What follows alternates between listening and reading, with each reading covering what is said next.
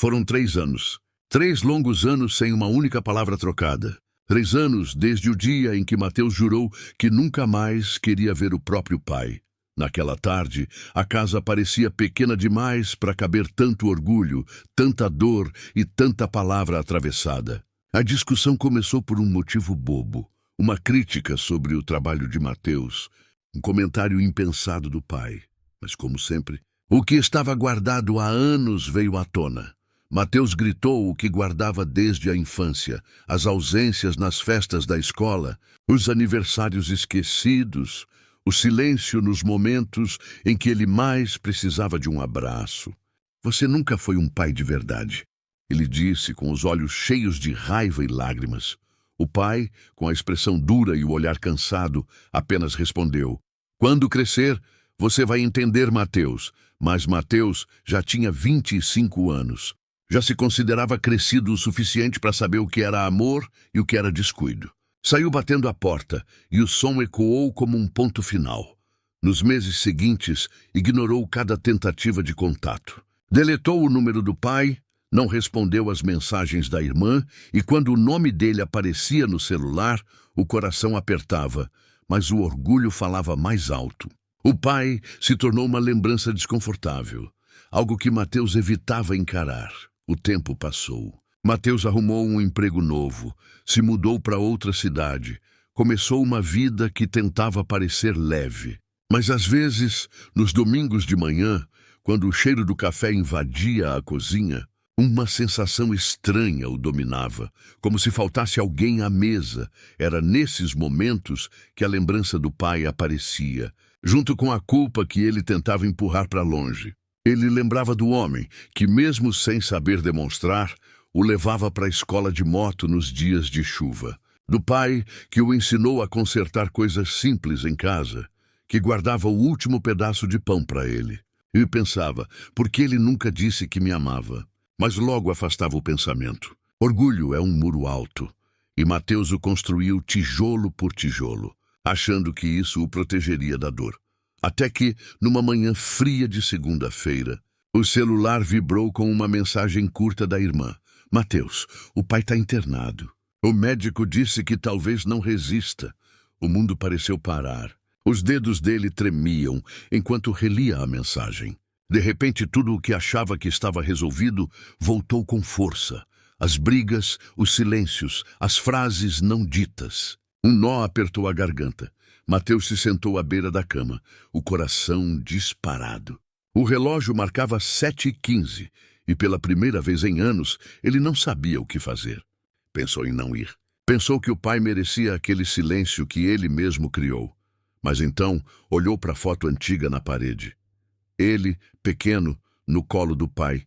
Os dois rindo, sujos de tinta, depois de pintar o portão de casa. Entendeu que talvez ainda houvesse tempo. Pegou o casaco, as chaves e saiu. Não levou flores, não levou palavras ensaiadas. Levava apenas o peso de 3 anos de distância e o medo de chegar tarde demais. Enquanto dirigia até o hospital, a cabeça era um turbilhão. As lembranças vinham em flashes. O pai gritando na arquibancada quando ele fez o primeiro gol, o cheiro do café forte que o pai preparava aos domingos, as tardes em que os dois consertavam coisas no quintal. E depois, o silêncio. Aquele abismo entre dois corações teimosos. Cada quilômetro parecia uma pergunta.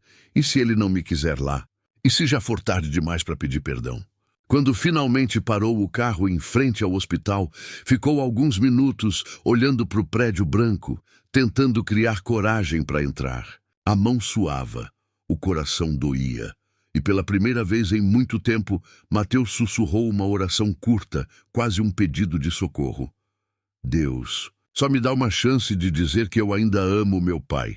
Então respirou fundo e caminhou até a porta, sem saber que aquele reencontro mudaria tudo. O cheiro de álcool e remédio tomava o ar do hospital. As luzes brancas, o som distante dos passos apressados dos enfermeiros.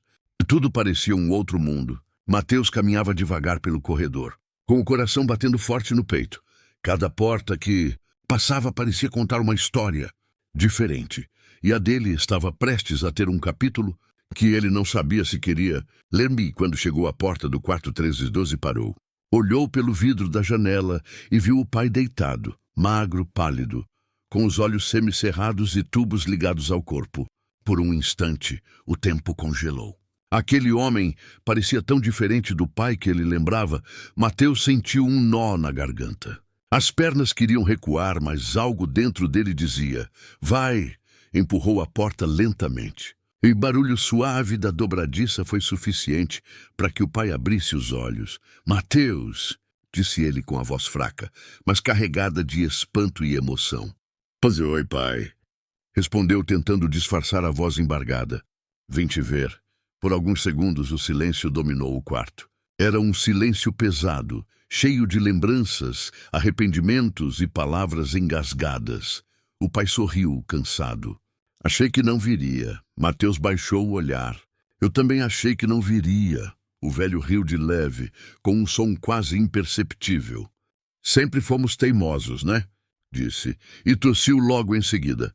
Mateus correu para ajeitar o travesseiro. Não fala muito, pai, descansa. Eu descansei demais nesses 3 anos, filho. Agora quero falar. Mateus respirou fundo, tentando conter as lágrimas. Eu devia ter vindo antes. E eu devia ter ido atrás, interrompeu o pai com esforço. Mas o orgulho, esse maldito orgulho que me fez perder tempo. Ele fez uma pausa longa, olhando para o teto como se buscasse as palavras certas.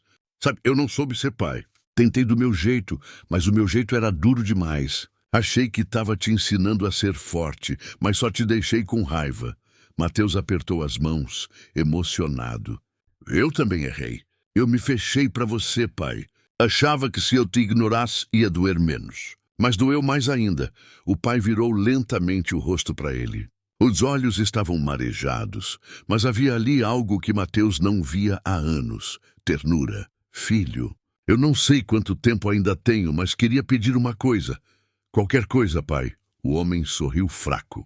Um último café contigo. Como antes. Mateus sentiu o coração parar por um instante. Um café, simples assim. Mas naquele pedido havia algo muito maior.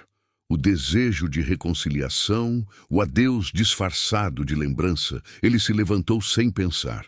Desceu até a cafeteria do hospital e, enquanto esperava o café sair da máquina, as mãos tremiam.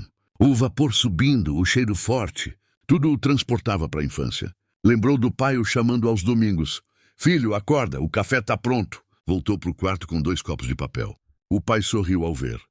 Ainda faz o café forte, né? Do jeito que o senhor gosta. Os 2 riram de leve. Mateus sentou-se ao lado da cama, entregou um dos copos e ficou em silêncio. Não havia mais nada a dizer. O som dos 2 respirando e o aroma do café enchiam o quarto.